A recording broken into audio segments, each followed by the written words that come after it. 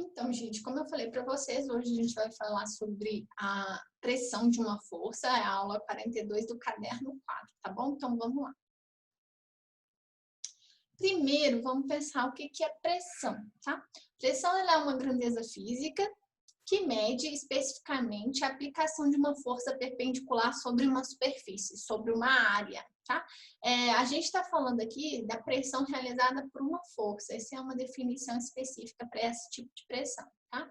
Ela é uma grandeza escalar, ou seja, ela só precisa de uma medida relacionada a um número e a sua unidade, e ela é calculada através da divisão da razão entre força e área. No sistema internacional, a pressão ela é medida em Pascal, que é o que equivale a 1 Newton por metro quadrado, tá? Então, 1 Pascal representa 1 Newton por metro quadrado, mas a pressão também pode ser medida em uma outra unidade chamada ATM, ou atmosfera, né? Representando a atmosfera. E um ATM é a mesma coisa que 1,1 vezes 10 a quinta pascais. Depois a gente, quando for falar sobre pressão atmosférica, a gente vai ver um pouquinho mais sobre essa medida, essa unidade de medida, tá bom? Então, como eu disse para vocês, sempre que existe uma aplicação de força sobre determinada área, existe o aparecimento de uma pressão. Como a gente viu, a pressão não é uma grandeza vetorial, então ela não representa um vetor. A força que é aplicada é um vetor, mas a pressão não é. Fiquem atentos, porque a força ela pode estar direcionada para baixo em relação a essa superfície, como nesse caso, mas às vezes ela é aplicada de uma maneira perpendicular, ao perpendicular, inclinada, tá? E aí, quando isso acontece, a gente tem que considerar o vetor da força que é aplicado diretamente sobre a superfície, normalmente é o vetor que tem decomposição na vertical, é o vetor y.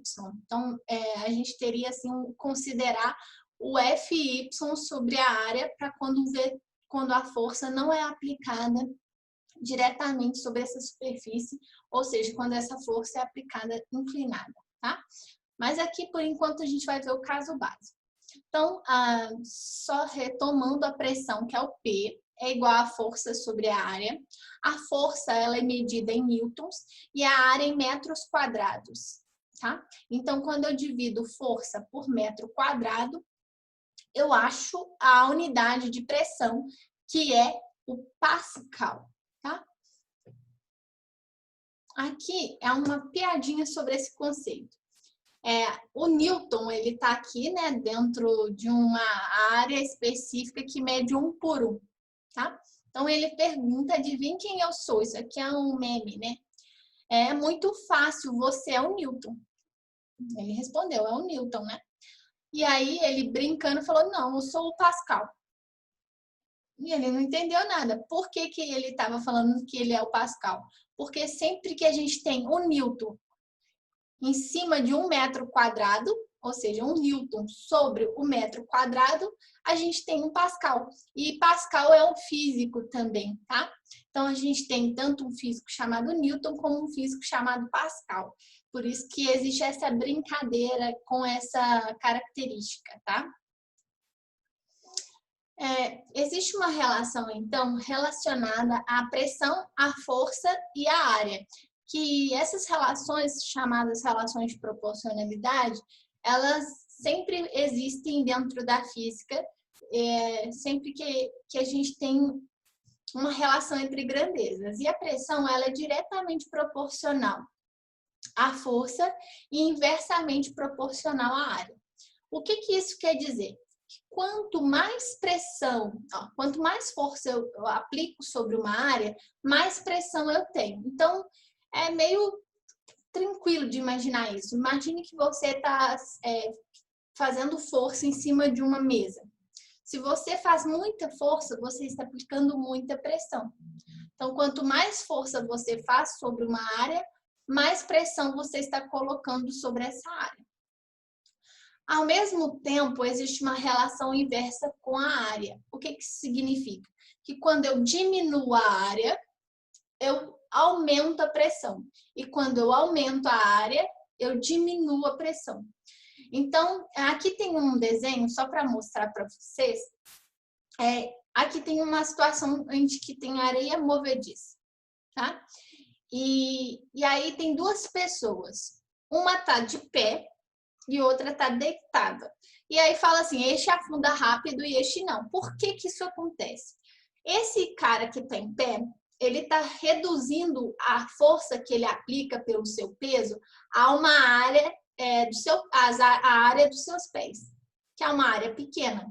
Então, existe uma força grande sobre uma área pequena. Quando a área é pequena, significa que a pressão aumenta.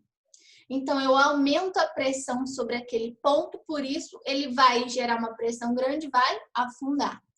Ao mesmo tempo, essa outra pessoa que está deitada, ela aumenta a área de contato, porque o corpo inteiro dela, que é uma área grande, está em contato com a superfície. Então, como a área aumentou, a pressão diminui. Então, não existe um ponto específico de aplicação de força, mas uma distribuição de força sobre toda a área do corpo. Isso significa que a pressão vai ficar menor e a pessoa não vai afundar. Então, se por algum motivo alguém perguntasse para vocês o que seria mais fácil, se eu chegasse numa situação onde tem uma areia movediça ou tenho um piso de gelo que está muito frágil, o que é melhor? Eu passar de pé ou arrastando, rastejando, vamos falar assim. O mais correto é passar rastejando, porque você aumenta a área de contato, né? E com isso, você diminui a pressão para afundar, bom? Eu vou terminar esse vídeo e no próximo vídeo eu vou falar mais situações, exemplos de situações envolvendo a relação de pressão, força e área, tá bom? A gente já volta no próximo vídeo.